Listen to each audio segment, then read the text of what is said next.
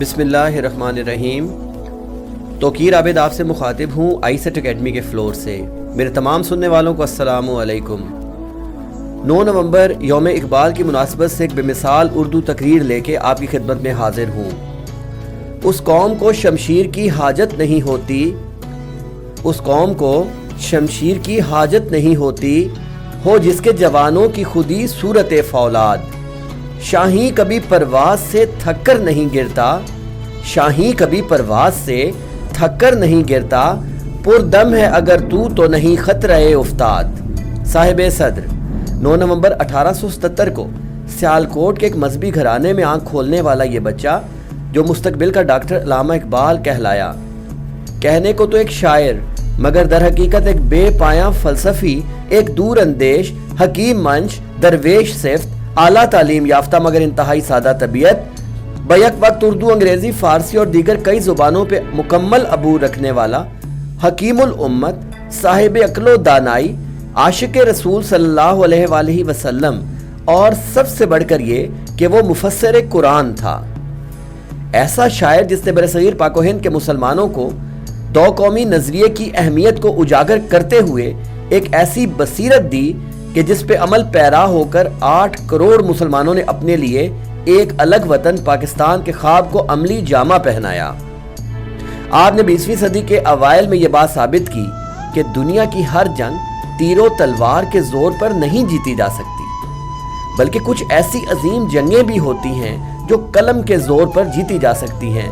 لہٰذا آپ نے اپنے افکار کو کاغذ پر لفظوں کے روپ میں ڈھالا تو جیسے جنوبی ایشیا کے اس خطے میں ایک انقلاب آ گیا۔ بانگے درا، بال جبریل، ضرب کلیم اور پیام مشرق جیسی شہرۂ آفاق کتابوں کے مصنف میں اگر کچھ نہ تھا تو بس وہ غرور و تکبر۔ آپ نے عاجزی و انکساری کو اپنا ترہ امتیاز بنایا اور ہر عمر، ہر طبقے کے لوگوں کے لیے ایسی شاندار نظمیں تحریر کی کہ بوڑھے، بچے، جوان، عورتیں، طلباء، اساتذہ سب آپ کے بتائے ہوئے عظیم سبق کو یاد کرنے پر مجبور ہو گئے۔ ڈاکٹر علامہ اقبال صحیح معنوں میں ایک ایسے رہنما تھے جن کی قابلیت آپ کی تحریروں سے چھلکتی ہے۔ کافر کی یہ پہچان کے آفاق میں گم ہے، کافر کی یہ پہچان کے آفاق میں گم ہے، مومن کی یہ پہچان کے گم اس میں ہے آفاق۔ ضمیر لالہ میں روشن چراغ آرزو کر دے، ضمیر لالہ میں روشن چراغ آرزو کر دے، چمن کے ذرے ذرے کو شہید جستجو کر دے۔ علامہ اقبال نے ہر موضوع پر شاعری کی۔ آپ کی مشہور نظموں میں شکوہ اور جواب شکوہ ایک ایسا کلام تھا جس کا اعزاز 1 صدی گزر جانے کے باوجود آج بھی قائم ہے۔ اقبال کی شاعری سے اٹھنے والی خوشبو آج بھی ہمارے دلوں کو معطر کر رہی ہے۔ آپ کے کلام کے اجالے آج بھی ہمارے سویروں کو روشن کرتے ہیں اور آپ کے الفاظ موتیوں کی صورت میں آج بھی ہمارے ذہنوں کے دریچوں میں جگمگا رہے ہیں۔ خواب غفلت میں ڈوبے ہوئے لوگوں کو جگانے کا ہنر خالصتاً کلام اقبال کا ہی خاصہ ہو سکتا ہے۔ آپ کا پیغام ہر دور کے مسلمانوں کے لیے ہے۔ علامہ اقبال مسلمانوں کی وضع قطع کے بارے میں فرماتے ہیں، قلب میں سوز نہیں، روح میں احساس نہیں، قلب میں سوز نہیں، روح میں احساس نہیں، کچھ بھی پیغام محمد کا تمہیں پاس نہیں۔ وضع میں تم ہو نصارہ تو تمدن میں حنود، وضع میں تم ہو نصارہ تو تمدن میں حنود، یہ مسلمان ہیں جنہیں دیکھ کے شرمائیں یہود۔ اقبال کی شاعری اپنے اندر وہ وسعت رکھتی ہے کہ جیسے ایک دانا اپنی دانائی کے عروج کو پا کر سمجھے تو ایک عام سا انسان بھی بآسانی جان لے۔ یقیناً ایسی عظیم ہستیاں روز روز پیدا نہیں ہوتی۔